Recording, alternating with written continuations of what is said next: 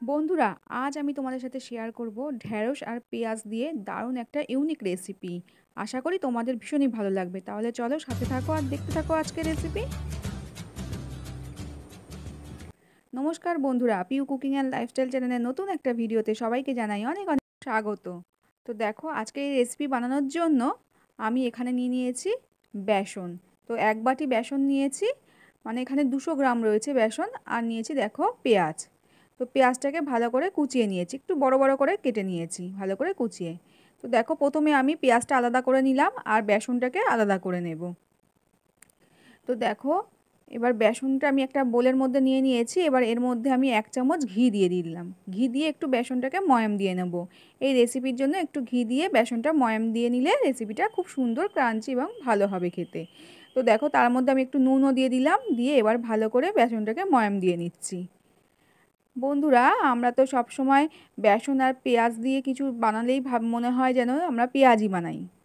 এটাই সবসময় আমরা ভেবে থাকি, বেসন আর পেঁয়াজ দিয়ে সবসময় পেঁয়াজিটাই মাথায় আসে, কিন্তু আজকের রেসিপি একদমই অন্যরকম। তো দেখো, এবার আমি একটা দিকে দেখো মিক্সির জারের মধ্যে আমি কিছুটা ধনেপাতা নিয়ে নিয়েছি, আর নিয়েছি অল্প একটু আদা আর 2 কোয়া রসুন আর 2টো কাঁচা লঙ্কা। এটা আমি একটু মিক্সিতে পেস্ট করে নেব। এবার দেখো, আমি এদিকে কড়াইতে তেল দিয়ে দিয়েছি। কড়াইতে তেল দেওয়ার পর এবার আমি যে পেঁয়াজটা কুচিয়ে রেখেছিলাম সেই পেঁয়াজটা দিয়ে দিলাম।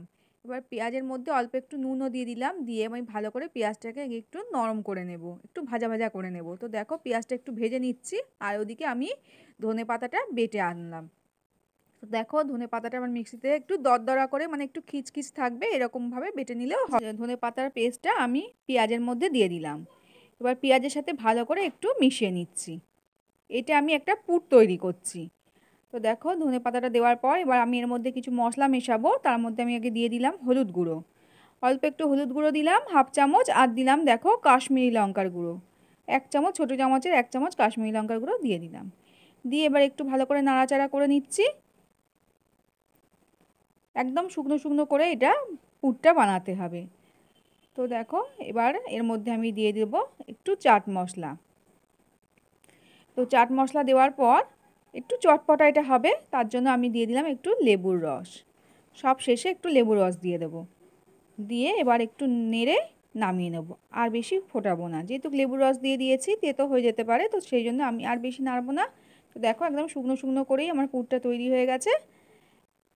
ঠিক এইভাবেই পেঁয়াজ দিয়ে এটা, ধনেপাতা দিয়ে এইভাবে বানিয়ে নিতে হবে, দারুণ চটপটা হয় ওই পুরটা খেতে। এবার দিয়ে ওটা একটু ঠান্ডা করে নিচ্ছি, পুরটা নামিয়ে নিয়েছি। আর এইদিকে দেখো, আমি যে বেসনটা ময়াম দিয়ে রেখেছিলাম, এবার এই বেসনের মধ্যে আমি এখানে দিয়ে দিচ্ছি অল্প একটু জোয়ান আর কালো জিরে। তো জোয়ান আর কালো জিরেটা মিশিয়ে নেওয়ার পর আমি এবার অল্প অল্প করে জল দিয়ে এটা একটু মেখে নেব। ঠিক যেমনভাবে আটা মাখে ঠিক সেইভাবে এটা মেখে নিতে হবে। তো দেখো, যেহেতু বেসন এবার মাখতে গেলে হাতে একটু লেগে যেতে পারে, তার জন্য লাস্টে আমি একটু তেল দিয়ে মেখে নিলাম। তো দেখো, একটু অল্প তেল লাগিয়ে নিলে একদম সুন্দরভাবে এটা মাখা হয়ে যাবে। তো দেখো, তারপর মাখা হওয়ার পর মেখে নেওয়ার পর আমি 4টে লেচি কেটে নিলাম। 4টেই হয়েছে এখানে আমার। তারপর দেখো, এখানে আমি অল্প করে চালের গুঁড়ো ছড়িয়ে আমি গোল গোল করে এগুলো রুটির মতো করে বেলে নিচ্ছি।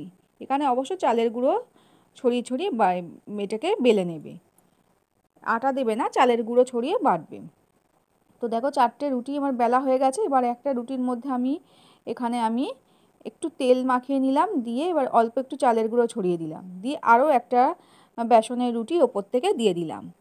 দিয়ে এখানেও আমি দেখো একটু তেল দিয়ে দিচ্ছি, দিয়ে একটু চালের গুঁড়ো এখানেও আমি ছড়িয়ে দেবো। এই দেখো, অল্প একটু চালের গুঁড়ো ছড়িয়ে দিলাম, দিয়ে আবারও একটা রুটি এইভাবে দিয়ে দেবো। এইভাবে 4টে রুটি পরপর করে দিয়ে নেব।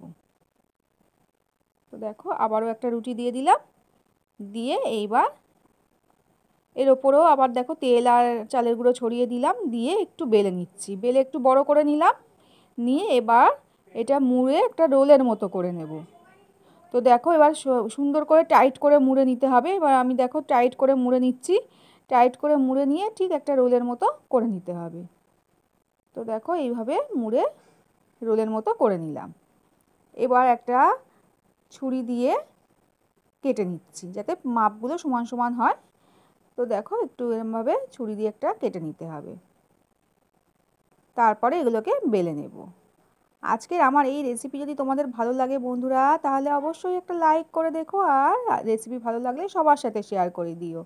একটা লাইক করতে ভুলো না কিন্তু। আর চ্যানেলে যদি নতুন বন্ধু এসে থাকো, আমার আজকের রেসিপি দেখছো, যদি ভালো লাগে তাহলে অবশ্যই সাবস্ক্রাইব করে নিও, পাশে থাকা বেল আইকনটা অবশ্যই প্রেস করে দিও এরকম নিত্য নতুন রেসিপির আপডেট সবার আগে পাওয়ার জন্য।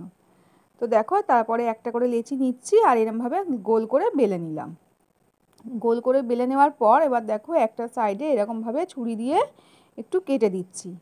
এবারে ওপরের দিকটা, যে দিকটা কাটা হয়নি, ওই ওপরের দিকটা আমি পুরটা দিয়ে দিলাম। আর তারপর দেখো যেখানটায় আমি কাটলাম সেই জায়গাটা একটু জল লাগিয়ে নিলাম, যাতে ভালোভাবে আটকে যায়। তারপর দেখো এইভাবে মুড়ে দিলাম রোলের মতো করে। মুড়ে দিয়ে এবার দুদিকটা আবারও একটু জল দিয়ে মুড়ে দিলাম। দেখো ঠিক কত সুন্দর একটা ডিজাইন হয়ে গেল। আরও একটা করে দেখিয়ে দিচ্ছি তোমাদের, বোঝা যাতে ভালোভাবে বুঝতে পারো।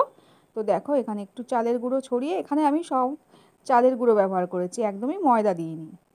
তো দেখো চালের গুঁড়ো ছিটিয়ে আমি আবারও একটা গোল করে বেলে নিলাম, দিয়ে এবার ছুরি দিয়ে দেখো এইভাবে কেটে দিচ্ছি। এই দেখো এইভাবে কেটে একটু জল লাগিয়ে নেব, যাতে ভালোভাবে আটকে থাকে, না হলে তো খুলে যেতে পারে, ওই জন্য একটু জল লাগিয়ে নেব, তাহলে সুন্দরভাবে আটকে থাকবে। এবার দেখো ওপর দিকটা এইভাবে পুরটা দিয়ে দিলাম, দিয়ে এরম করে আস্তে করে মুড়ে দিতে হবে, সুন্দর করে টাইট করে মুড়তে হবে। এইভাবে করবে, দেখবে একদমই খুলে যাবে না। এই দেখো ঠিক এইভাবে পুরোটা মুড়ে দিলাম, আর জল লাগানো আছে যেহেতু ভালোভাবে আটকেও থাকবে। এবার একদিকে দেখো এরমভাবে জল লাগিয়ে এই দিকটা এইভাবে মুড়ে দিতে হবে, দিয়ে চেপে দেবে, দেখবে একদমই আটকে যাবে।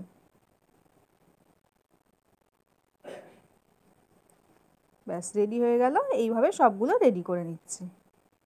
এই দেখো কত সুন্দর দেখতে লাগছে। এবার এগুলোকে ভেজে নিতে হবে। তো দেখো সবগুলোই আমি একই রকমভাবে রেডি করে নিয়েছি, দিয়ে এবার এগুলোকে আমি সাদা তেলে ফ্রাই করে নেব, লাল লাল করে একটু ভেজে নেব।